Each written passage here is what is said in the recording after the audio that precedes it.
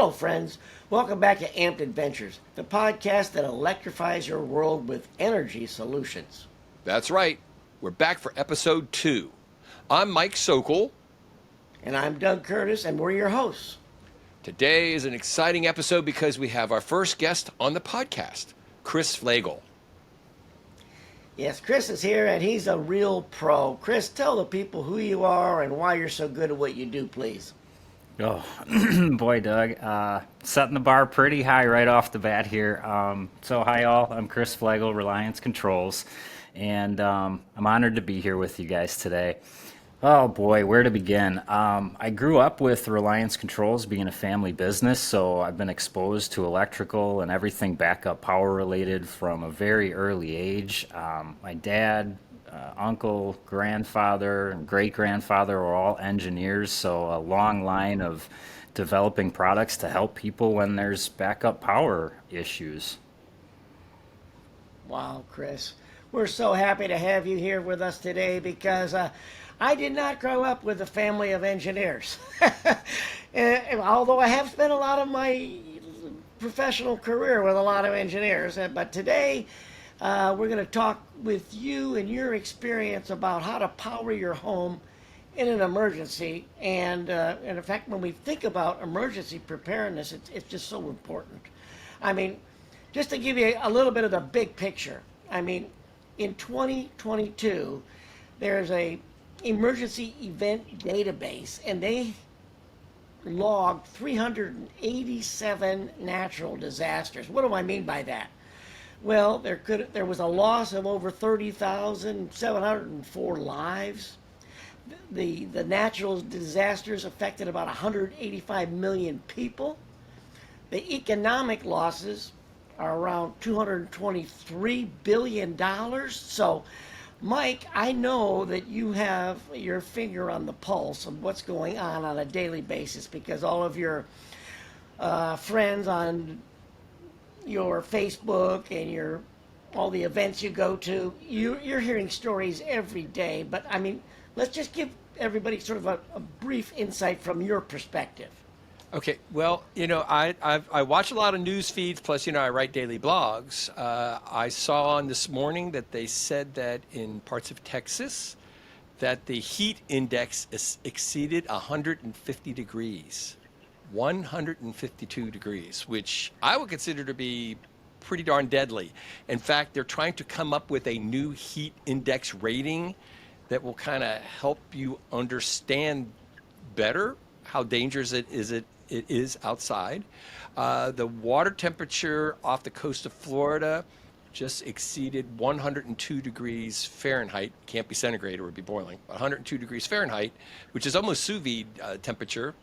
But now you go look, there is a big tropical storm kind of southeast off the coast. It's working its way up. If that hurricane hits 102 degree seawater, that's going to be a big honking hurricane, let me tell you. So, Mike, Chris, what do people need to know? I mean, what are the really high-level details that people can take away from this topic?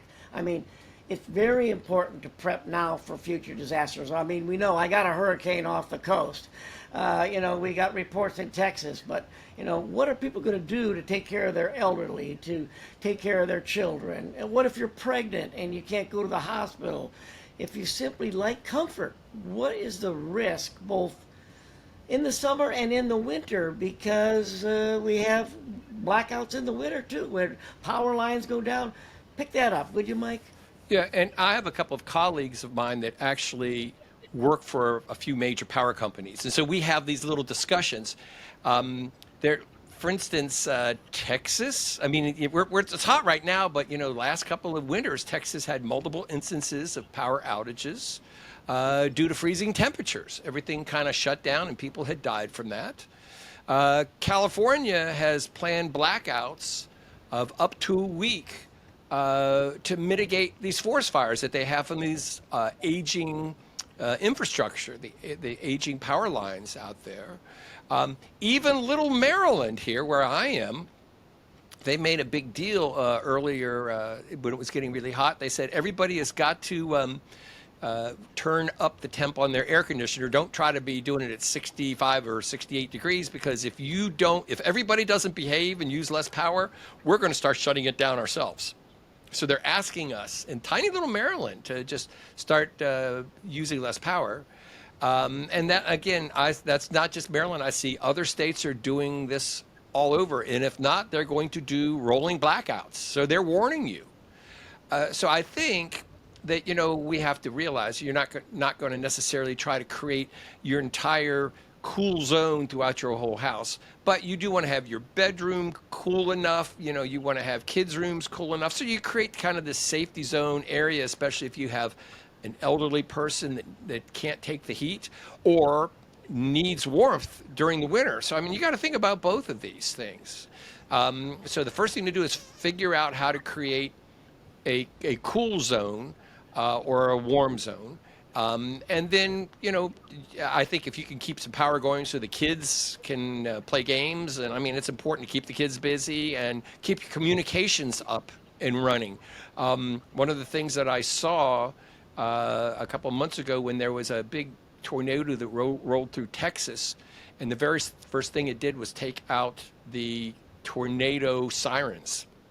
And everybody said, well, don't worry, because we'll be text messaging you if there's more disaster information. And one guy on the TV, on the news things, held up his phone. He said, my phone's out of power. How am I going to charge my phone if the electricity is down? To know when the next disaster is coming, because your sirens are down. Oops. And to your point, Mike, having a safety zone is so important, especially when we talk about these temperatures. Window air conditioner units can be so effective for just, even if it's one room in the home, keeping people cool, or, heating one room in a home for colder temperature climates. It's, very important. So we got the problems. Give me the solutions, guys. You're the experts. Okay, I know people that put in whole house generators. They're not cheap. You could spend $10,000, $20,000 or more on this sort of thing. They're actually pretty. If you can afford it, they can be really quite good. But a lot of people are not going to spend that kind of money to do that. I think that portable generators could be pretty good, but all of them need some sort of a transfer switch. You want to talk about that, Chris? Yeah, spot on, Mike. So, transfer switches, important piece of the picture here, are going to keep you safe from potentially backfeeding the local utility company, and we'll talk about that a little bit more later. But a couple different ways you can go. There's automatic transfer switches that can do either a number of circuits in a home, or there's a GenerLink product out there that can transfer the entire utility service over. It's a little bit pricey at about $1,200. Has to be installed by an electrician, a licensed electrician. I guess the biggest drawback is it's not code compliant in a lot of states. The local utility companies in certain instances will have a problem with pulling the meter and doing some of the installation that's required there. But in California, I hear that they're providing rebates, or even in some cases installing a system like that for free. Yep. I think California has figured out that they have a problem, that the power company itself can't deal with all of this, so they're offering incentives to citizens to help take care of themselves. I think that's all good. The same thing with heat pumps. Heat pumps are much more efficient than standard electric, like space heaters or whatever. In fact, they can be 50 to 75% less power usage than standard resistive heating. Now, old heat pumps didn't do well below 40 degrees. The most modern ones will work down into the teens, down to 0 degrees. Pretty good stuff. But in order to make a lot of these things work, if you're going to be using a smaller generator, you need some sort of a SoftStart unit on your heat pump or your air conditioners, basically so you don't just keep knocking out your generators when the air conditioner or heat pump compressor starts up. What about solar, Mike? Solar, isn't that the answer? Solar is pretty interesting. It's getting better. It's getting cheaper. When I was just at one of the big RV rallies here a couple of months ago, they were selling solar panels for about $100 for 100 watts, which is pretty crazy. You need a lot of them to do this, though. You really do. So you're talking like thousands of watts of this. I've got a couple of pictures that I posted here for you guys, and showing you where you can in fact do an entire building. We'll talk a little bit more about that in a minute, but beware of somebody coming in and says, I'm just going to completely solar power your house, and they haven't really done a study on this. Sometimes they can use it to help mitigate or reduce some of your electric bill, but Chris and I have talked about this. What happens if they don't put the inverter and the proper transfer switch in, Chris? Well, I guess the first challenge there is just determining exactly what type of solar is getting installed, right? Is it a grid tie solar system where, like you said, Mike, they're just giving you some form of the utility company's giving you some form of incentive for sending your power back to the grid? Or is there going to be a battery backup system with an inverter built into it to power your home? I think that conversation that we had was pretty entertaining, Mike.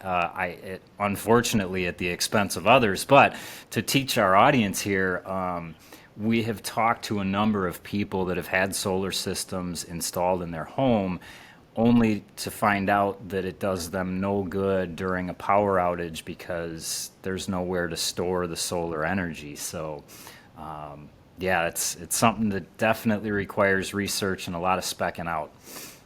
Yeah, just on a side note, remember the Fukushima reactors in Japan? When they went down, you know why they failed? They didn't have a way, they relied on the grid power to come in to power the pumps to cool the reactors. When the grid went down, even though they're sitting on hundreds of megawatts of power, they had no way to plug in their own pumps. And that's why those things melted down. I went, duh. We have so many stories, Mike. I know we got to move on because we got another segment that we've got to get to. But before we do that, can you just talk about like a basic 7,000 dual fuel inverter generator as a really maybe a preferred solution over some of the other things? It actually is pretty good. Chris and I have been researching these independently. About a 7,000 watt generator can get you to what we call split phase, 120, 240 volts, which means you can run stuff like your well pump and your electric water heat or some other things like that. And so the dual fuel option, I think, is really good, especially if you can get an inverter style one. So basically what it means is the generator just goes down to low speed when it doesn't need much power.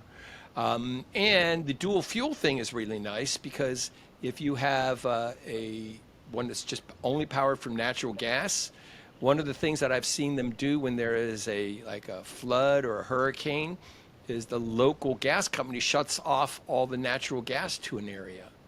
So being able to run off of propane and or gasoline is actually a really good thing. Now, I don't think you need to be able to run for months or years, but I do think that you should have enough to run for a couple of weeks. Good, a very good suggestion. Let's move on because I know we only have a limited amount of time, and for Chris to be able to share some of that secret knowledge. Let's go into the expert tech talk. Maybe Mike, you could kick this off. Okay, so Chris, this next segment is where we get to throw some questions at you. Are you ready? I am ready in the hot seat. Okay. Why in the hot seat? In the hot seat. Why is it important to have some sort of generator transfer switch for portable power? Great question. So first and foremost, I guess, a transfer switch is required by the National Electrical Code when you're connecting any type of backup or alternate power source to what they define as a dwelling. We'll just call it a home. And we'll circle back around as to why that is in a moment here. But second part of that would be that a transfer switch is going to give us access to circuits in a home that can't be plugged in. Think well pump, sump pumps, water heaters, things along those lines. Air conditioner? What about air conditioner? Air conditioner, as long as the generator's sized appropriately, absolutely. Anything that the generator would be able to handle, certainly. Okay. And the other biggie is that we're going to get a lot more efficiency from the generator. So in connecting the generator to a transfer switch, we're going to be using the largest receptacle possible and getting the most wattage out of said receptacle. So circling back to why a transfer switch is required by the National Electrical Code, let's talk a little bit about backfeeding. Backfeeding is kind of defined as plugging your generator into your home's wiring system and providing power through an outlet in your home back to the rest of your house.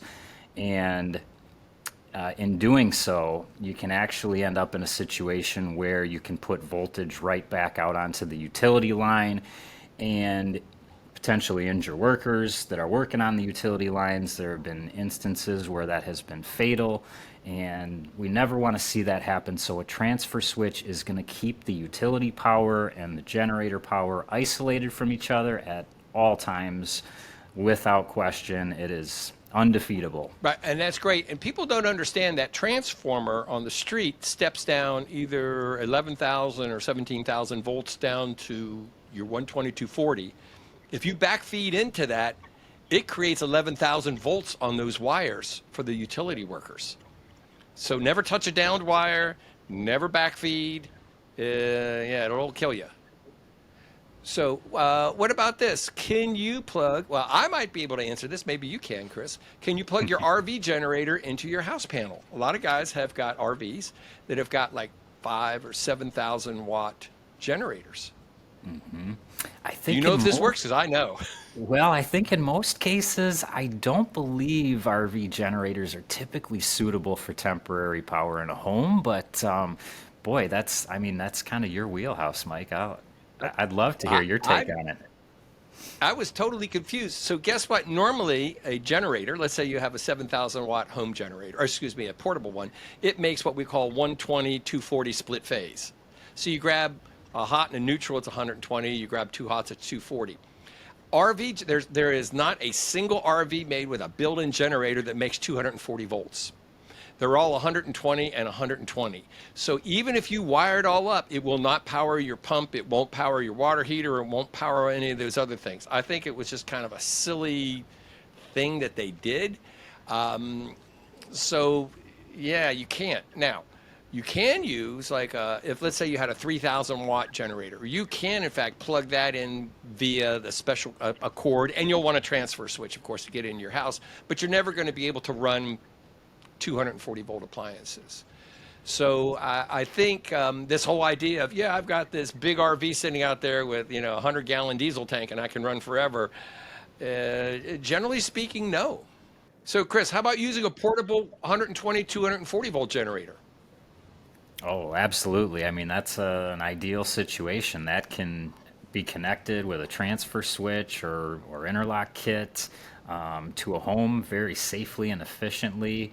And hey, while we're on the subject, here's a transfer switch, 120, 240 volt from Reliance Controls you guys can take a look at. And what is this breaker lockout you keep talking about?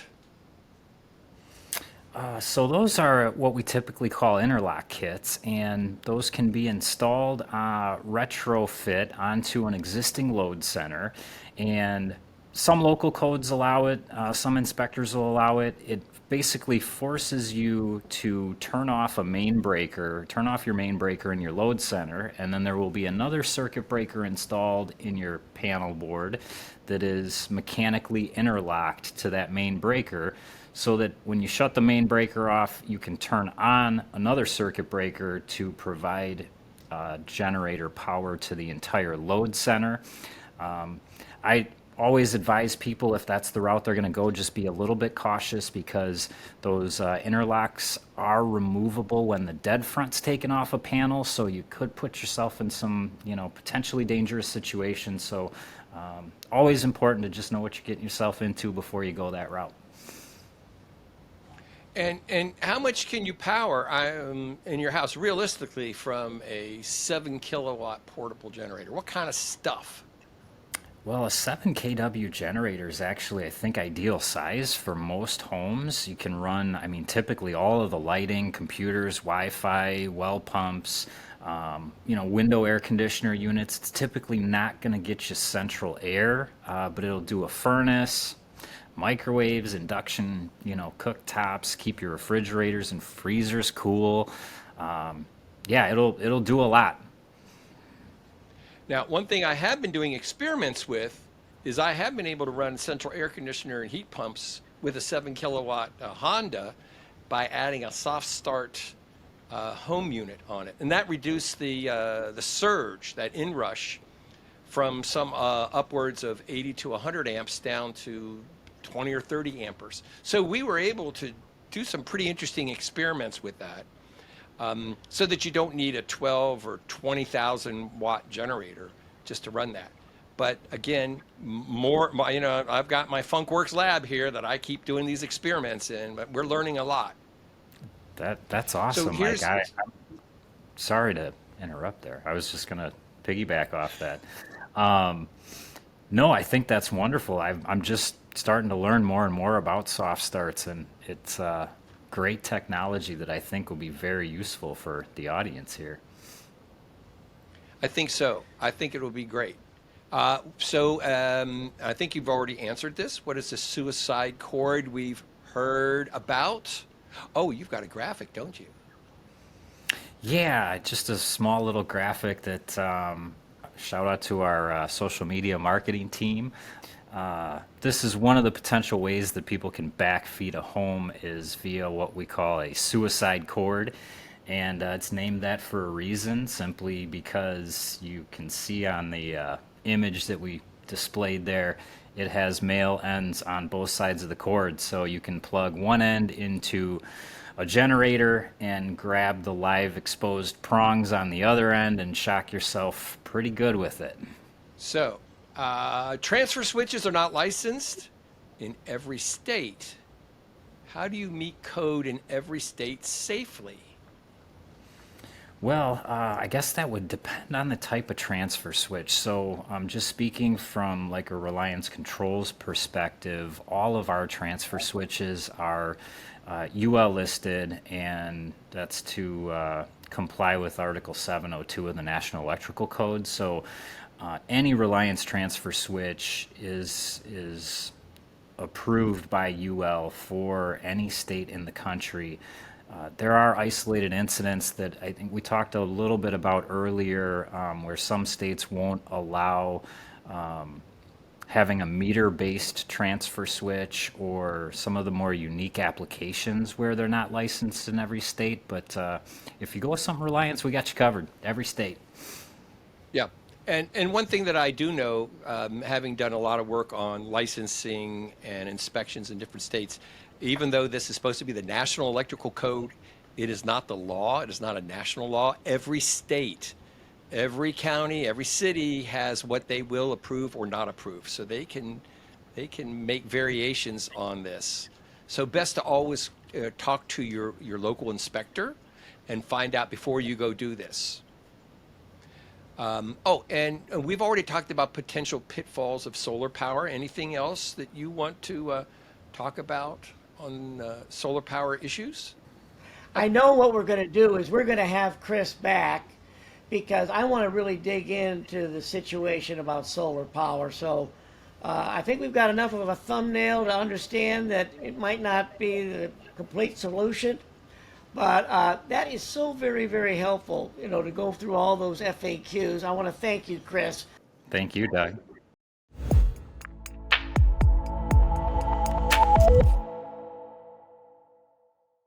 SoftStart Home protects and extends the life of your AC unit or heat pump. enables your AC, appliances, and medical devices to start on a generator. Allows your AC, appliances, and medical devices to start on solar power and batteries. To find out more or purchase your SoftStart Home, head to SoftStartHome.com. So Doug, Chris, now's the time to share some of our own stories and experiences about kind of seeing this stuff in action out in the field. Well, I know that we only have a little bit of time, but if I told you that my wife did not really care for me not getting a generator before the last hurricane, and then I suggested that we get a smaller generator, and she said, I want the whole house. So I have a hurricane off the coast. I don't have a generator that she's happy with. I'm going to end my story right there to something that's a little more fun to listen to. So maybe you've got one, Mike. I've been looking at some people that are putting in enough solar panels to do entire buildings. Keedysville, which is a tiny little town 10 miles away from me, 1,500 people maybe total, they just completely covered the roof of their library. So they're pretty much powering their entire library with solar panels. I think is pretty darn cool. I just found, and I forgot my veterinarian, that Palmer's Animal Hospital, which is 10 miles in the other direction in an unincorporated area in the middle of nothing. They have a huge solar farm out there that they are running their entire veterinarian thing off of solar. It's pretty amazing. I've got some pics here for you. It's a beautiful install. They're running everything. So I think people are doing more and more about that. My own twin brother Joe out in California in Monterey Bay has just installed a huge solar system so that he can back up his propane generator system for the house, because he's kind of on the top of a mountain and he's on his own. If something happens, he's got to have power. So there you go. I'll give you guys a little bit of a secret story here. I swore I was never going to share this publicly, but Doug, thank you for, I guess, bringing yours up. So now I'm not so afraid to share. But I was, born and raised in Racine, Wisconsin, and I can tell you, for anybody that's not from around here, we never lose power. And the key to that sentence is never say never, because boy, about 2 years ago, we had an outage here that it hit the 6-hour mark, and things start to get really uncomfortable. When your Wi-Fi's down, you can't charge your cell phones. Luckily, we were in summertime, so it wasn't too cold outside. But of course, the guy that works for the transfer switch company doesn't have a generator and a transfer switch. So sad. Needless to say, I've corrected that since that happened, and I'll probably never have another power outage that I'll ever need it for. But hey, at least I'm ready for when it comes. That is a great story, Chris. And I haven't yet moved into the green light column of having everything ready. But that's why I'm doing this research. I want to get the right thing. I don't want to get into a situation where when we lose power, it's not 6 hours. It could be 6 days. So a couple of fun little things, maybe a little rapid fire, quick questions. Let me ask this general question. Would you rather rely on solar power or natural gas generator? Either of you. I'll take that one. I have found that when there is a natural disaster in an area, what they do is they shut off the natural gas. So if I had either or to do, I would get enough solar to take care of this. Natural gas is fine. I would do propane as a backup. I would not rely on natural gas as the primary. I was going to say, can I take propane? Yeah. Propane is actually cleaner than natural gas as well. So, okay, that's a good one. Okay, next, Doug, ask me another one. All right, Mike, I know you're an expert. True or false? Are there any cars completely powered solar panels that you can drive? There's a couple of them they're experimenting with right now. First off, a few of the guys, they put like, a little 100-watt solar panel across the, on the roof or whatever. Those are ridiculous. All they can do is just run the fan.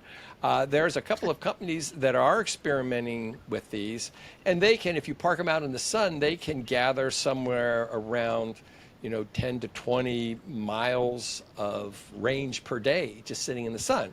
Of course, they've got faster ways to recharge them. But there are companies that are working on that idea. So it's not as crazy as one might think. But yeah. It can happen. Good answer, Mike. I know like we can save it for the future, but they're trying to do that with some yachts as well. But one last question, Mike. Do you have anything that might be fun for the audience? Anything? Okay. So I just had one of my readers on my RV electricity blog tell me the other day he has a oxygen concentrator, an O2 concentrator that he needs to breathe, and he bought a backup power supply, computer power supply, but he said he needed to be able to provide enough power through a 24-hour outage. So if you get a 1,500 watt computer backup power supply, and you have an oxygen regenerator that says it takes 350 watts, how long do you think that backed up his oxygen concentrator? The answer is 15 minutes. 15 minutes. And then it was out of power. And then he contacts me. Yeah. He was in trouble. What did he do? Well, he was getting ready to call for an ambulance, but he just had to be really calm.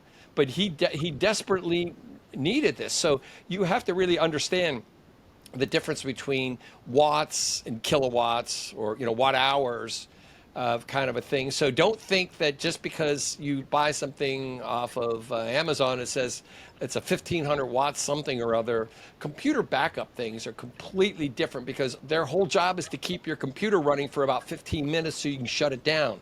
It is not so that you can run your oxygen concentrator machine for a day or even an hour. I can see, Mike, that is such a great illustration of the confusion that's out there about power and how to use power.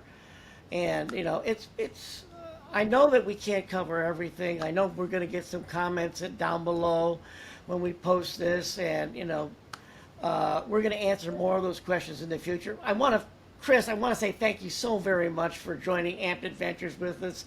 It's been very interesting. It's very enlightening. You are a deep well, and I know that we didn't get into the detail that I need to get into to actually explain how this actually fits on your house and how it works. But thank you so much for being here. Yes, Chris, thank you so much for being here. It was great talking to you. Well, thank you, Mike and Doug. It's truly always a pleasure talking with you guys, and I can't wait till next time when we can jump in and deep dive again. Thank you to our audience for tuning in to another episode of Amped Adventures. Power up your adventures and charge your life with knowledge. And thank you again to our sponsor, SoftStartUSA. So please be sure to like this video and subscribe to our channel. And we want you to comment on what you like, what you didn't like about this, what you want to see us cover next. We want to cater and adjust this podcast to you. We love your feedback. So if you don't ask, we don't know what to say. So we really need your help. Ask us anything. We don't care. There are no dumb questions. Thank you so much. See you next time on Amped Adventures.